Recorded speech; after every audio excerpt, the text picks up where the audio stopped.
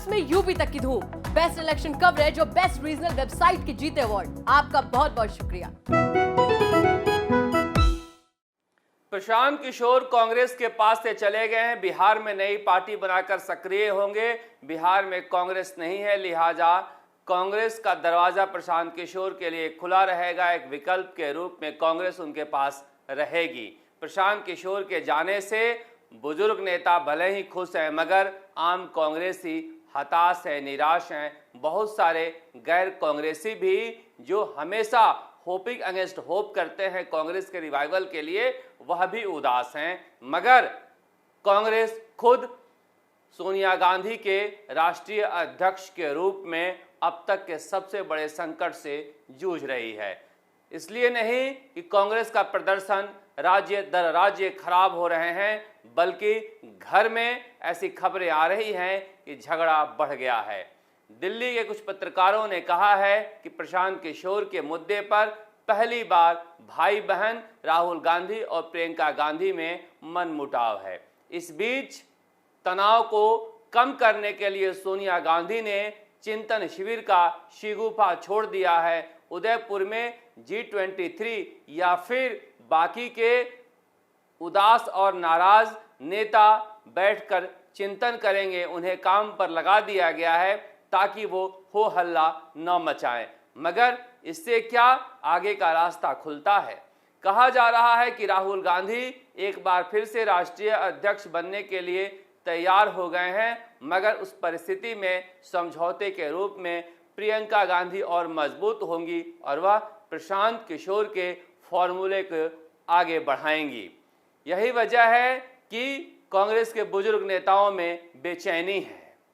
राजस्थान में 71वां जन्मदिन राजस्थान के युवा मुख्यमंत्री अशोक गहलोत कल मनाने जा रहे हैं।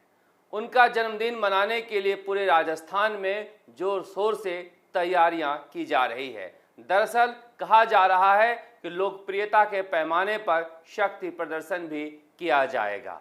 मगर क्या जन्मदिन के बहाने शक्ति प्रदर्शन से कांग्रेस की वापसी हो जाएगी?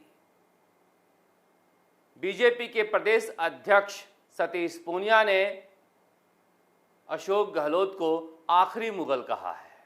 उनका मानना है कि राजस्थान में सत्ता परिवर्तन नहीं होने जा रहा है।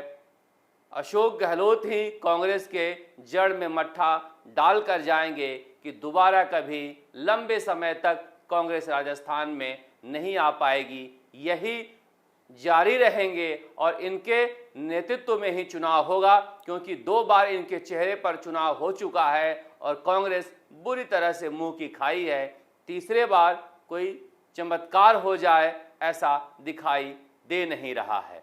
इसीलिए बीजेपी की कोशिश है कि किसी तरह से अशोक गहलोत मुख्यमंत्री के पद पर बने रहें ताकि लड़ाई आसान हो। उधर गुलाब चंद कटारिया का कहना है कि ऐसा लगता है कि सोनिया गांधी ने मन बना लिया है, इसीलिए मुख्यमंत्री अशोक गहलोत इतने बेचैन हैं कि बुजुर्ग नेता शांति धारीवाल से इस तरह के बयान दिलवा रहे हैं अपने ही पार्टी के नेता सचिन पायलट के खिलाफ। तो क्या बीजेपी नहीं चाहती है कि राजस्थान में कांग्रेस में मुख्यमंत्री बदले? दरअसल बीजेपी का मानना है कि अशोक गहलोत के रहते हुए लड़ाई आसान होगी।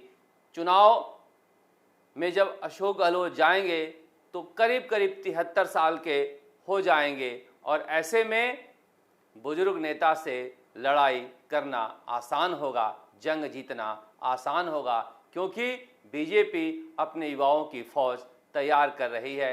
वह अपने बुजुर्ग नेताओं को घर बैठाना सीख गई है। अब सवाल उठता है कि शांति धारीवाल ने कहा कि अशोक गहलोत विधायकों में लोकप्रिय हैं। कांग्रेस को यहीं से फैसला करना है कि लोकप्रियता का यह पैमाना क्या है। क्या लूट की छूट देकर विधायकों को अपने पास रखना, खरीद कर भ्रष्टाचार के बल पर विधायकों को अपने पास रखना, यह विधायकों के बीच लोकप्रियता का पैमाना है? मैं इसलिए कह रहा हूं कि 20 सालों में पहली बार मैंने ऐसे देखा है कि अलवर हो या भरतपुर, कांग्रेस के विधायक के खिलाफ ठेकेदार सड़क पर आ गए कि हमसे कमीशन मांगा जा रहा है, कट मांगा जा रहा है। और पूरे राजस्थान में आप जहां चले जाइए यही एमएलए टैक्स और विधायक टैक्स की बात हो रही है। खनन माफिया, रेत माफिया ऐसे कुकुरमुत्ते की तरह उगे हुए हैं, मगर कोई देखने वाला नहीं है।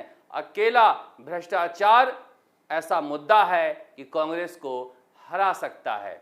कांग्रेस आलाकमान को यह देखना होगा कि जनता के बीच कौन लोकप्रिय है, यह नहीं देखना होगा कि विधायकों के बीच कौन लोकप्रिय है, क्योंकि ऐसे तो विधायक कोई भी खरीद सकता है। मगर ऐसा कहा जा रहा है कि जैसे जैसे चुनाव नज़दीक आ रहे हैं, कांग्रेस के विधायकों में भी बेचैनी है कि अगर नेतृत्व तो नहीं बदला तो हमारे लिए जीतना मुश्किल हो सकता है। फिलहाल चूंकि अशोक गहलोत सत्ता में बैठे हुए हैं और उन्हें अपनी कमाई करनी है, इसलिए अशोक गहलोत का नाम सार्वजनिक रूप से लेते रहते हैं। मगर ऐसा माना जा रहा है कि प्रियंका गांधी का फॉर्मूला अगर लागू हुआ तो हो सकता है कि राज्यसभा चुनाव के बाद राजस्थान में सत्ता परिवर्तन हो, क्योंकि ऐसा माना जा रहा है कि जिस तरह से पंजाब और हरियाणा में बदलाव हुए हैं या फिर दूसरे राज्यों में बदलाव हुए हैं, इसी तर्ज पर राजस्थान में बदलाव होने जा रहा है।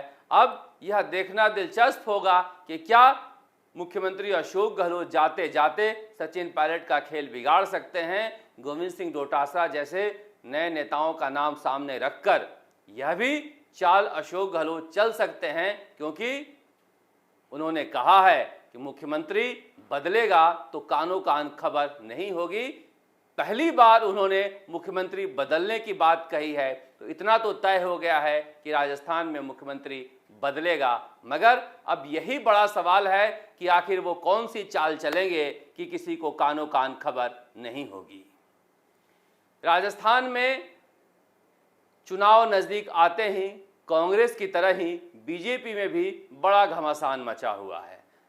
ऐसा कहा जा रहा है, ऐसी खबरें फैलाई जा रही हैं या छपवाई जा रही हैं कि सतीश पूनिया हटाए जा सकते हैं। मगर जिस तरह से संगठन में दमदारी के साथ पद संभाल रहे बीएल संतोष 3 घंटे तक सतीश पूनिया के घर रहकर आए हैं, ऐसा लगता नहीं है कि नरेंद्र मोदी अमित शाह के ज़माने में संगठन में बदलाव इतनी आसानी से किसी नेता को खुश करने के लिए बीजेपी करेगी।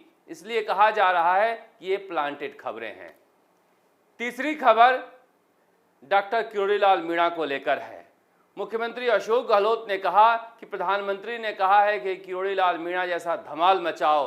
हर किसी को ईर्ष्या होती है, मुझे भी ईर्ष्या होती है कि इतनी ऊर्जा डॉक्टर किरोड़ीलाल मीणा इस उम्र में लाते कहाँ से हैं। बेरोजगारों के मुद्दे पर, रीट के मुद्दे पर, पीड़ित के मुद्दे पर, किसान के मुद्दे पर, हर मुद्दे पर वह नौजवान नेता सड़क पर होता है। और जब से वह प्रधानमंत्री से मिलकर आए हैं, बीजेपी वाले भी इन दिनों मुरीद हो गए हैं। अरुण सिंह से लेकर सतीश पूनिया तक हर कोई उनकी तारीफें कर रहा है। उनके बंगले के आसपास भी भीड़ जुट रही है। इसीलिए बीजेपी में कहा जाता है कि जनता जिसे पसंद करती है, जनता के बीच जो सक्रिय रहता है, उसकी पूछ होती है। कम से कम कांग्रेसियों को अब इसकी सुध लेनी चाहिए कि जनता के बीच कौन लोकप्रिय है, जनता किसे चाहती है, क्योंकि राजनीति जनता के जरिए ही करनी है। राजस्थान तक के लिए जयपुर से शरद कुमार।